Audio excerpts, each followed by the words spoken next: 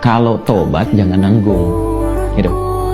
Ya, kalau tobat jangan nanggung, supaya tobatnya betul, tidak tobat kejadian lagi, tobat kejadian lagi. Maka caranya, ini kata Ibnu Abbas, sertakan rahmat Allah di dalamnya.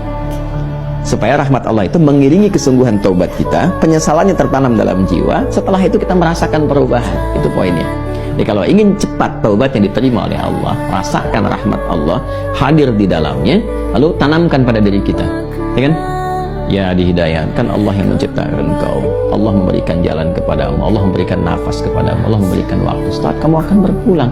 Kalau bukan karena rahmat Allah, bagaimana engkau berhadapan dengan Allah saat dihisab? Ya kan?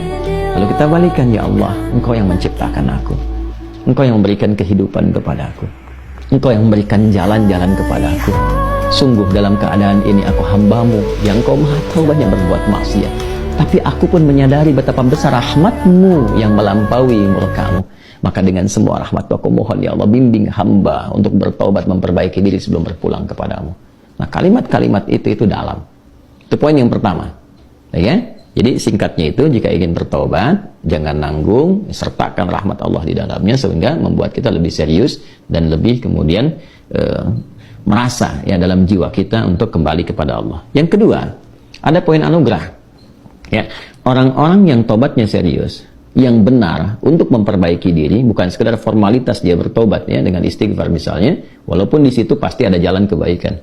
Nah, orang-orang kembali yang berusaha dengan serius tobat, dia memperbaiki diri, maka di situ mendapat jaminan dari Allah Subhanahu wa taala. Lewat dialog ini, Allah bukan hanya akan membimbing ia untuk memperbaiki dirinya lebih baik dari sebelumnya, lebih tenang, lebih damai, lebih nyaman.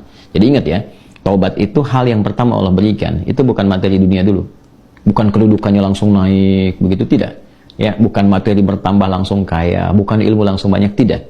Yang diberikan kelapangan dulu. Ketenangan, kelapangan, kedamaian, dibersihkan yang kotor-kotornya, baru datang melimpah. Ya, baru datang melimpah. Anugerah-anugerah sesuai dengan pilihan hidup kita untuk beribadah dan sebagai bekal kembali kepada Allah. Nah, nanti kalau benar taubatnya dan memperbaiki diri, diberikanlah kelapangan itu, lalu ditempatkan di kondisi lebih baik dari sebelumnya. Nah, ini yang dimaksudkan kalimat di sini. Ya, ara'aitin ana tubtu wa aslahtu arajin anta ilal jannah. Ya Allah, jika memang aku betul-betul bertobat, betul-betul memperbaiki diri, menata jalan hidup, apakah engkau akan mengembalikan aku ke surga? Ya, maka apa yang dijawab oleh Allah? Ya, na'am, ya tentu saja, kamu akan dikembalikan. Tapi perhatikan cara Allah mengembalikannya. Ditempatkan di surga yang lebih baik dari surga pendahuluan sebagai tempat belajar sebelum turun ke bumi. Silakan perhatikan. Bukankah di surga saat Adam belum turun ke bumi, hanya untuk berlatih materi sebelum turun, ya apa yang harus kerjakan, harus tinggalkan, bukankah di dalamnya ada ujian? Ya kan? Silahkan makan minum tapi jangan dekati yang ini, jauhi ini, lakukan ini, ya kan? Perintah dan larangan. Tapi surga yang akan ditempati saat kita kembali kepada Allah, bagaimana wujudnya, bagaimana sifatnya? Allahu Akbar, jannatun na'im, semuanya kenikmatan, nggak ada larangan lagi, nggak ada perintah lagi, semua tinggal nikmat saja. Berbeda dengan sifat yang pertama. Ya, artinya apa? Di sini diberikan kesan kepada kita, orang-orang yang bisa memperbaiki dirinya, selain hidupnya lebih damai, lebih tenang, lebih nikmat dibandingkan saat ia larut dalam maksiat. Anda punya harta, ya dihasilkan dari harta yang haram, yang riba, yang korupsi, yang menipu dan sebagainya. Lalu sadar, ya dari judi dan macam-macam, sadar tuh. Lalu ditaubati tuh.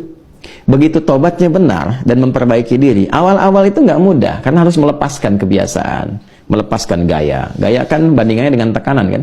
F berbanding lurus dengan P kan?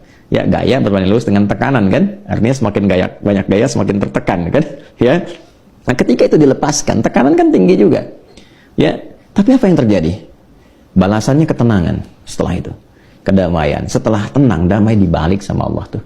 Dibalik, diperbaiki hidupnya, lebih enak lagi, lebih menikmati kehidupan, lebih berkah, lebih tenang, gak dikejar apa-apa.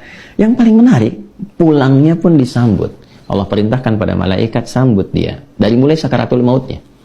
Langsung disambut dengan kalimat-kalimat ketenangan. Ya ayyatuhan nafsul mutmainnah, hei jiwa yang tenang, irji'i ila rabbika radiyatan mardiyah, cepat balik kepada Rabbmu. Ya kan? Kembali kepada Tuhanmu dengan keadaan yang nyaman. Aku ridha dengan amalmu, engkau pun ridha dengan pemberianku. Kemudian apa? Fadkhuli fi ibadi wadkhuli jannati, masuk dalam golongan hamba aku siapkan surga untukmu.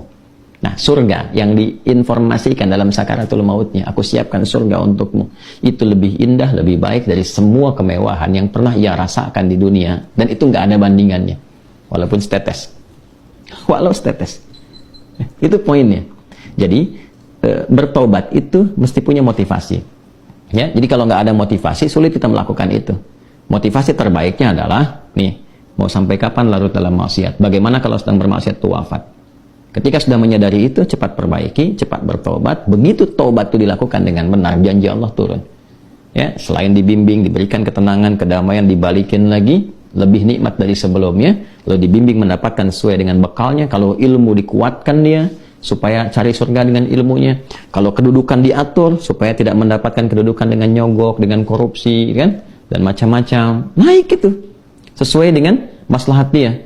Dan kalaupun dapat harta dengan cara yang benar, nggak usah nipu, ya, nggak usah korupsi, nggak usah macam-macam gitu, dapat dia ditempatkan sampai dia jaga sampai wafat aja. Begitu meninggal, dapat yang terbaik, lebih indah dari suasana yang dia dapatkan sebelumnya. Itu spiritnya. Ya, itu yang tadi saya katakan, menjadikan Allah sangat mencintai orang yang selalu berusaha menata dirinya lebih baik. Bertobat terus, tobat lisan, tobat pandangan, tobat pendengaran, sampai tobat kaki. Sampai dia merasakan perubahan dari semua organ tubuhnya. Tobat mata, dia berlatih. Jangan dikira kalau tobat itu, fungsi mata itu akan selesai dengan memandang saja. Tidak. Tantangannya ada.